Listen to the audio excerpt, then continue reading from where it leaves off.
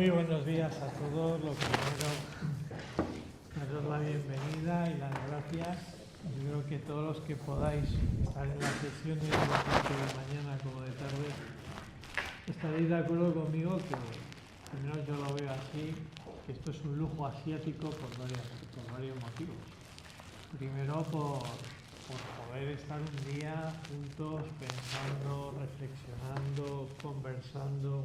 Es decir, por tener vida académica. Ya sabéis que la vida académica hoy día es un bien escaso, no, escasísimo, especialmente para aquellos que estamos en la academia. Con lo cual, no podemos sino congratularnos. Desde luego, dar las gracias a todos los que os habéis acercado hoy a este seminario conciliar, francamente bonito. Yo creo que es la segunda vez que estoy, pero es siempre muy agradable de venir. Por supuesto, dar gracias a los ponentes, a todos los que lo han organizado, a todo el equipo CEFAS, que como siempre pone lo mejor de sí mismo para que esto sea posible. No hace falta deciros la importancia y la urgencia del tema que nos ocupa. Yo creo que este momento, y sois todos conscientes, es difícil que pudiéramos exagerar la gravedad de la situación.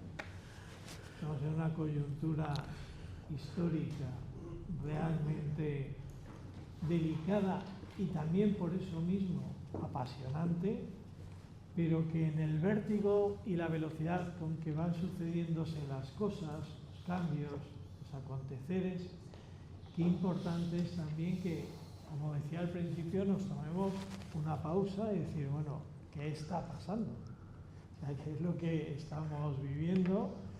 Y también, no solo eso, tomar conciencia del momento histórico, de las circunstancias, sino también decir, bueno, ¿y qué podemos decir, qué podemos pensar, en si tenemos una palabra que plantear o que proponer? No me quiero entretener más porque ya vamos con un poquito de retraso e insisto en todos mis agradecimientos y sin más le di la palabra a Jorge Soleil. En este caso se cumple aquello de que es mejor no presentar al que es más conocido por parte del que es menos conocido, y aquí Jorge juega en casa y por lo tanto directamente lo que os propongo es que entremos in media res, y así que adelante, Jorge. Muy bien. Muchas gracias. Gracias a ti, Elio, y buenos días a todos. Yo empezaré diciendo que también dando gracias, y sobre todo pues para mí es una gran alegría pues que CEFAS esté aquí en Barcelona. Yo creo que es algo importante y esperemos que sea el primero de muchos actos más y jornadas como estas de CEFAS en Barcelona. Yo voy a hacer la presentación de la jornada, que básicamente es un poco, digamos, lo que yo creo que lo menos importante, pero es plantear el terreno de juego, ¿no? Y donde yo voy a brevemente expresar lo que pues, en conversaciones con algunos de los presentes aquí, con unos cuantos, pues he ido contrastando, y con lo cual es posible que algunos de los fragmentos digan, eso se lo dije yo a Jorge, o eso lo comentamos. Bueno, pues aquí está reflejado, más o menos, dándole una estructura para que nos sirva, bueno, de punto de partida, aunque mucho de lo que voy a decir es evidente o lo conocéis perfectamente, ¿no? El título que me pusieron fue de Crisis y erosión institucional, fin de régimen o fin de España. Un título así ya, digamos, que nos sacude. Bueno, pues han pasado ya, en el año 2025, 47 años desde que fue promulgada la Constitución del 78, y ha alcanzado así la duración de la hasta ahora más longeva de la historia de España, que hasta ahora era la Constitución de 1876. Casi medio siglo, que parecen que pueden ofrecer una buena perspectiva para echar la vista atrás y hacer un balance de sus logros y también de sus limitaciones. Lo primero que hay que decir es que precisamente esta duración en el tiempo, el que haya sido la Constitución que ha durado más, es en sí mismo un logro. en lo que tiene de estabilidad, elemento crucial de todo régimen político.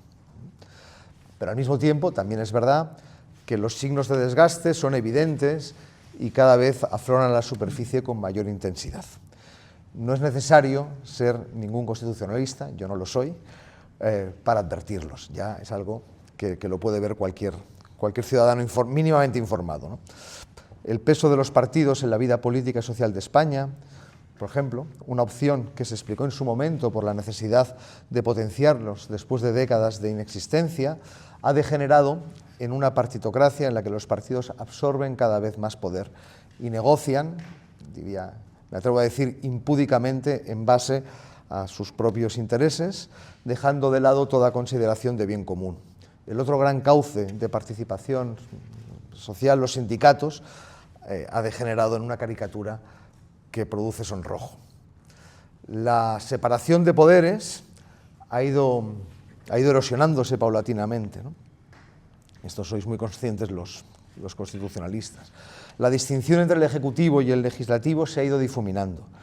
Por si había alguna duda, el recurso masivo a los decretos ley ha acabado por socavar las funciones del Parlamento.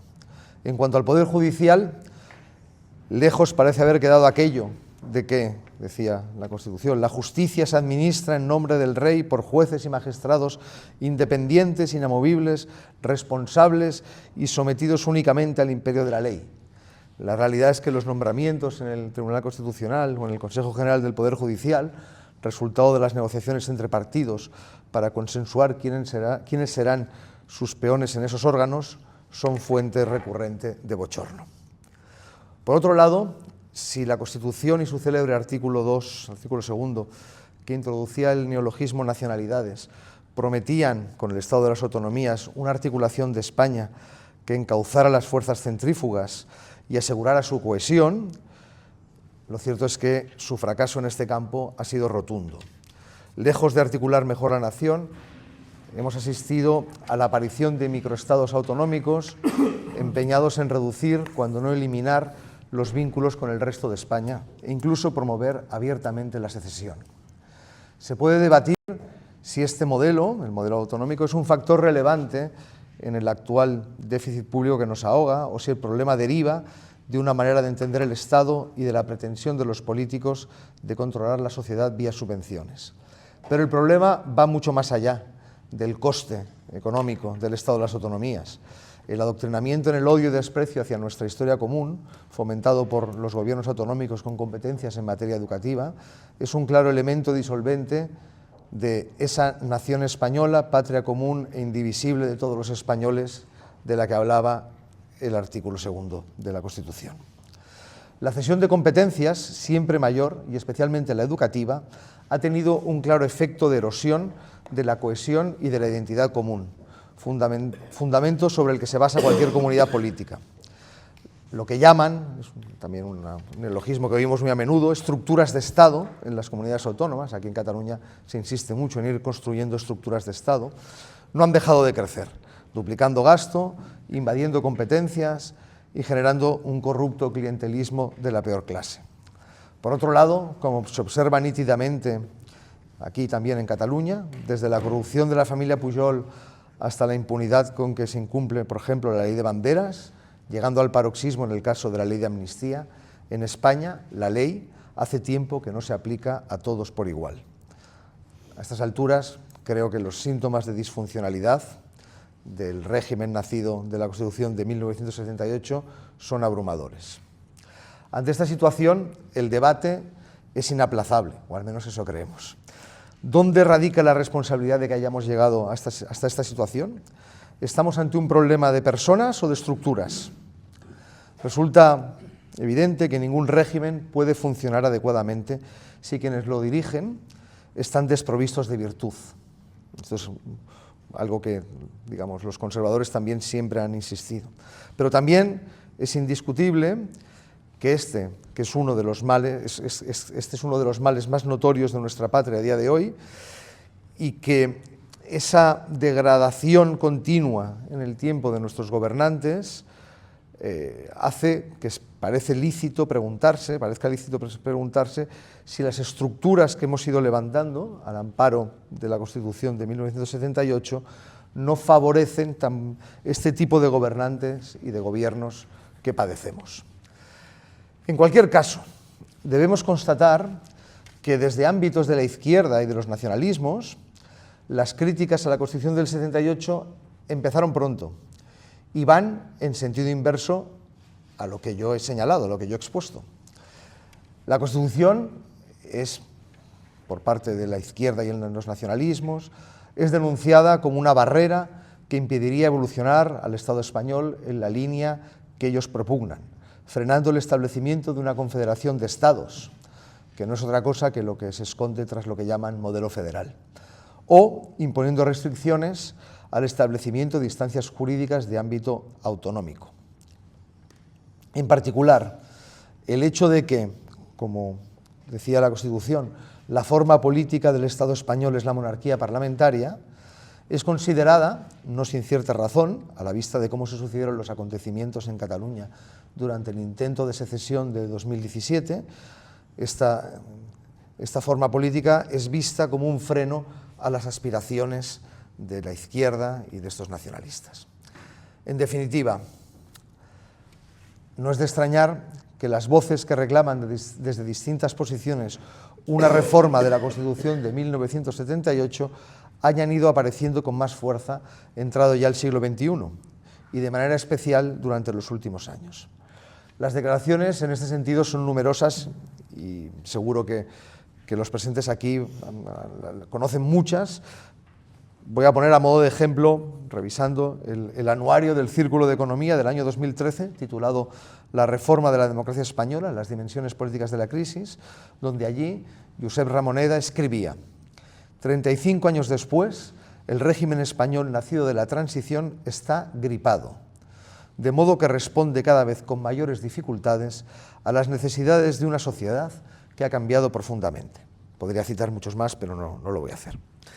Estas voces han surgido muy mayoritariamente desde la izquierda y los nacionalismos, como hemos dicho, proponiendo explícitamente una reforma constitucional, mientras que desde la derecha se optaba por guardar silencio o insistir en que lo más prudente era no abrir ese melón y conformarnos con una Constitución que, si bien mostraba cada vez más sus debilidades, sería en cualquier caso mucho mejor a una que reflejara los deseos de la izquierda y los nacionalismos. Esta actitud de la derecha ha conseguido, es cierto, hasta ahora, impedir una reforma de la Constitución del 78 en el sentido deseado por la izquierda y los nacionalismos. La novedad es que han tomado otro camino en los últimos años para conseguir sus objetivos, de forma especialmente intensa desde que tomaron el control abiertamente del Tribunal Constitucional. ¿Para qué es necesaria una reforma de la Constitución cuando puede ser reinterpretada para que todos nuestros deseos tengan encaje en la misma? Si el Supremo estadounidense vio una referencia al derecho al aborto en la protección del derecho a la intimidad, ¿de qué no será capaz nuestro Constitucional? De esta elasticidad máxima, casi diríamos que infinita, somos ahora testigos a diario. Así, el Tribunal Constitucional, presidido por Conde Pumpido, batió, por ejemplo, el año pasado el récord de anulaciones de sentencias del Supremo, entre ellas la condena a Manuel Chávez por el caso de los ERE de Andalucía. La aprobación de la Ley Orgánica de Amnistía para la normalización institucional, política y social de Cataluña y la consiguiente derogación de los delitos cometidos por los protagonistas del proceso secesionista en Cataluña marca otro momento decisivo en esta deriva, cuyas implicaciones afectan a la sustancia misma del Estado de Derecho, tal y como ha señalado Josu de Miguel en el libro en que analiza dicha ley. La financiación especial para Cataluña, uno de los puntos de la negociación para llevar a la presidencia del Gobierno a Pedro Sánchez, ha sido denunciada por el portavoz de la Asociación de Inspectores de Hacienda con estas palabras: se trata de un régimen de concierto que no está previsto en la Constitución, añadiendo que si el concierto catalán se traslada al resto de comunidades, el Estado desaparece. Parece probable que el Tribunal Constitucional no comparta esa opinión. El último episodio de esta deriva, muy reciente, ha sido el acuerdo para la cesión a la Generalitat de las competencias en materias de frontera, inmigración, que en base al artículo 149 de la Constitución son exclusivas del Gobierno central. De hecho, así se recordó en su día en la sentencia de 2010 del Tribunal Constitucional sobre el nuevo Estatuto de Autonomía catalán. ¿Mantendrá ahora el intérprete supremo de la Constitución esta lectura o asistiremos a una nueva pirueta interpretativa? Yo decía, para aportar aquí un elemento más literario y no solamente jurídico, a mí me recordaba la célebre escena de Alicia en el País de las Maravillas, de Humpty Dumpty, cuando dice: cuando yo uso una palabra, quiere decir lo que yo quiero que diga, ni más ni menos. Alicia le replica: la cuestión es si se puede hacer que las palabras signifiquen tantas cosas diferentes. A lo que Humpty responde con tonos, podrías ser portavoz perfectamente del gobierno, con tonos muy actuales. Dice: la cuestión es saber quién es el que manda, eso es todo.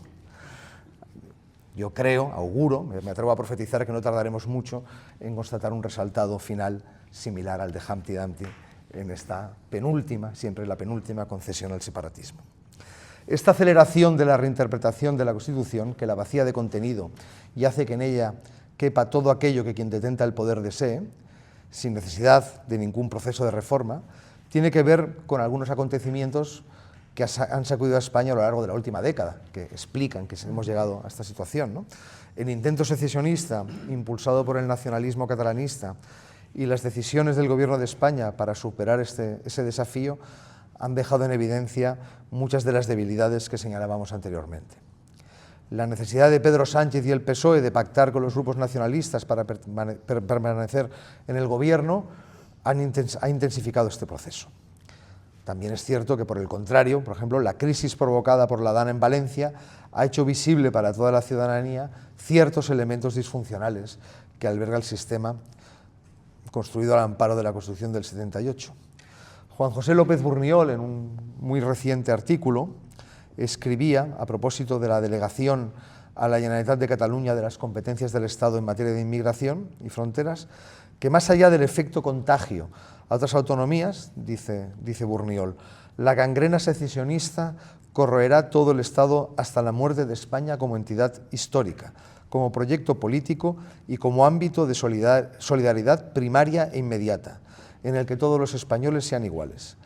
La deriva confederal es ya imparable en sus tres etapas: exaltación de la plurinacionalidad, establecimiento de relaciones bilaterales o singulares y mutación, entre comillas, mutación constitucional horneada por el Tribunal Constitucional, y en su epílogo, caída de la monarquía y proclamación de una república confederal. En este contexto, al abordar estos asuntos, es frecuente que aparezca en la discusión, llegados a este punto, la cuestión sobre qué se hizo mal o qué se hizo bien durante la transición, ¿no? Cuáles fueron las intenciones de los actores de la transición, algunas veces para exaltar su espíritu de generosidad que habría presidido el proceso de elaboración de la ley suprema, o bien para afearles su debilidad o ingenuidad.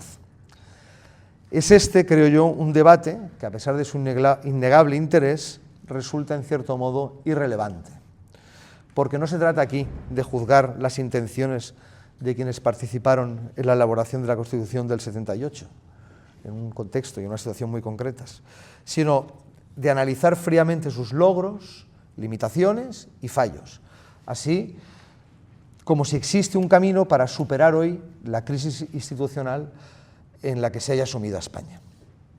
El título de esta intervención, Crisis y erosión institucional, fin de régimen o fin de España, plantea una dicotomía, fin de régimen o fin de España.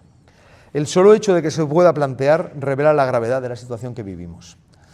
Es mucho lo que está en juego y son cada vez más quienes dudan del acierto, de la actitud que hemos mantenido de no querer afrontar este debate, apostando bien por el silencio y el mantenimiento del statu quo, bien por un intento de recuperar un supuesto espíritu de la transición de tipo más bien emotivista.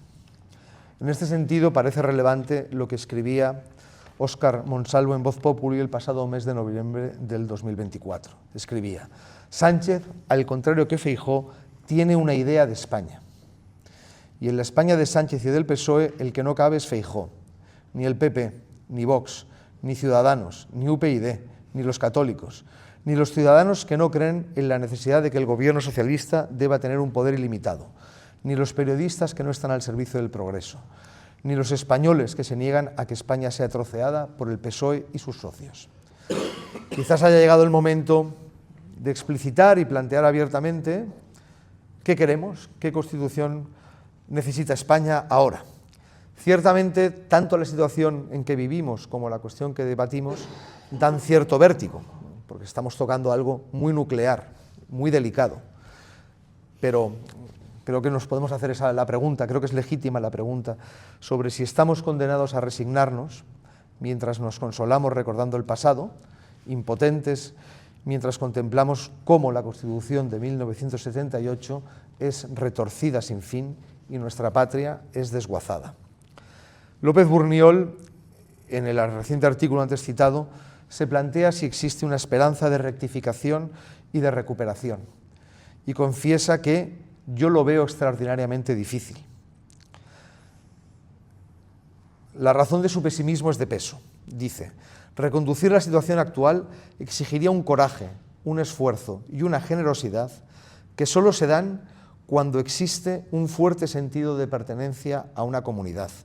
Y es precisamente la carencia de un firme sentido de pertenencia a España como nación, como comunidad, lo que impide a tirios y troyanos la asunción de los sacrificios y de las responsabilidades que serían imprescindibles para asumir con ilusión un proyecto de vida en común. Yo, que tiendo también al pesimismo, inicialmente me adhiero a esta postura, pero sí, sin embargo, pues creo que también acierta cuando acaba ese texto con una luz de esperanza. Dice Burniol: pese a todo, no quiero dar la batalla por perdida, porque sé que si bien es cierto que su Estado está muriendo, España, mi patria, aún yace viva bajo él. Y quizá una voz como Lázaro espera que le diga: levántate y anda. No se trata aquí de meros deseos y buenas intenciones, ensoñaciones. No, España existe.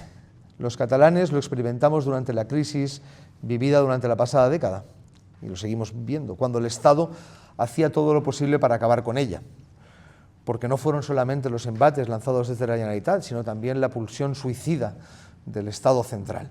Pero no contaban con esa realidad. España, más allá de su Estado, existe, y no resulta tan fácil eliminar algo que tiene una entidad real.